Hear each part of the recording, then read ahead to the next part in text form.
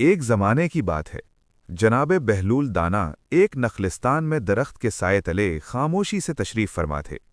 چہرے پر سکون، آنکھوں میں دانائی اور لبوں پر ہلکی سی مسکراہٹ۔ اسی دوران ایک امیر تاجر کا وہاں سے گزر ہوا۔ قیمتی لباس، خوشبو میں بسا ہوا وجود اور چہرے پر فکر کی لکیریں۔ وہ آگے بڑھا، ادب سے جھکا اور بولا، السلام علیکم حضور۔ جناب بہلول نے محبت بھری نگاہ سے دیکھا۔ وعلیکم السلام، بیٹھ جاؤ۔ تاجر نہایت مؤدب انداز میں دو زانوں بیٹھ گیا اور عرض کی، حضور، میں تجارت کرتا ہوں، مگر چاہتا ہوں کہ ایسی چیز خریدوں جس میں بہت زیادہ نفع ہو۔ آپ دانا ہیں، رہنمائی فرما دیجئے۔ بہلول دانا نے چند لمحے آنکھیں بند کی، پھر آہستہ سے فرمایا، کالا کپڑا خرید لو۔ تاجر نے فوراً سر جھکایا، جزاک اللہ خیر حضور۔ وہ شکریہ ادا کر کے واپس چلا گیا۔ اس نے پورے علاقے میں جتنا بھی سیاہ کپڑا دستیاب تھا سب خرید لیا۔ لوگ حیران تھے، آخر یہ اتنا سیاہ کپڑا کیوں جمع کر رہا ہے؟ چند ہی دن گزرے تھے کہ شہر کے ایک معزز اور با اثر شخص کا انتقال ہو گیا۔ غم کی فضا چھا گئی، ہر طرف سناٹا، ہر آنکھ اشک بار۔ ماتمی لباس کے لیے پورا شہر سیاہ کپڑے کی تلاش میں نکل کھڑا ہوا، مگر سارا سیاہ کپڑا وہ تو اسی تاجر کے پاس تھا۔ اب لوگ اسی کے دروازے پر دستک دے رہے تھے، بھائی کپڑا دے دو، جتنا مانگو گے دے دیں گے۔ تاجر نے قیمت بڑھا دی، پھر اور بڑھا دی، اور لوگ مجبور تھے۔ چند ہی دنوں میں وہ اتنا نفع کما چکا تھا کہ اس کی دولت کئی گنا بڑھ گئی۔ وہ شہر کا امیر ترین آدمی بن گیا۔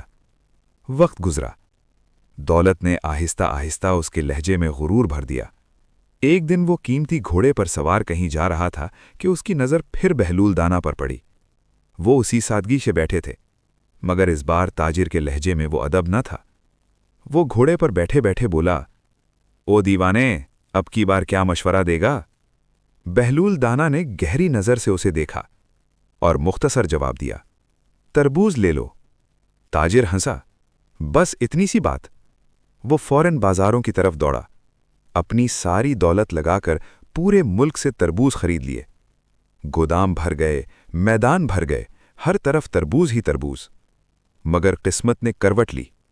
چند دنوں بعد موسم بدل گیا، گرمی کم ہو گئی، بارش شروع ہو گئی، تربوز سڑنا شروع ہو گئے۔ ایک، پھر دوسرا، پھر سینکڑوں۔ گوداموں میں بدبو پھیل گئی، مال ضائع ہونے لگا۔ تاجر پریشان، پھر گھبرایا، پھر ٹوٹ گیا۔ چند ہی ہفتوں میں وہ کوڑی کوڑی کا محتاج ہو گیا۔ گھوڑا بک گیا، محل بک گیا، نوکر چھوڑ گئے۔ ایک دن وہ بوسیدہ کپڑوں میں تھکے قدموں سے چلتا ہوا اسی نخلستان کے پاس پہنچا۔ وہاں پھر بہلول دانا بیٹھے تھے، اس کی آنکھوں میں آنسو تھے۔ وہ جھک کر بولا، حضور، یہ آپ نے میرے ساتھ کیا کیا؟ میں تو برباد ہو گیا۔ بہلول دانا نے نہایت سکون سے فرمایا، میں نے کچھ نہیں کیا، یہ سب تیرے لہجے نے کیا ہے۔ تاجر نے حیرت سے دیکھا۔ بہلول نے فرمایا، جب تم ادب سے آئے تھے، عاجزی سے سوال کیا تھا تو تمہیں نفع ملا، اور جب غرور میں آ کر گستاخی سے بات کی تو نقصان تمہارا مقدر بن گیا۔ پھر فرمایا، یاد رکھو، رزق صرف عقل سے نہیں ملتا، ادب سے بھی ملتا ہے۔ تاجر سر جھکا کر رو پڑا، اور بہلول دانا کی آواز نخلستان میں گونج اٹھی، با ادب با نصیب، بے ادب بے نصیب۔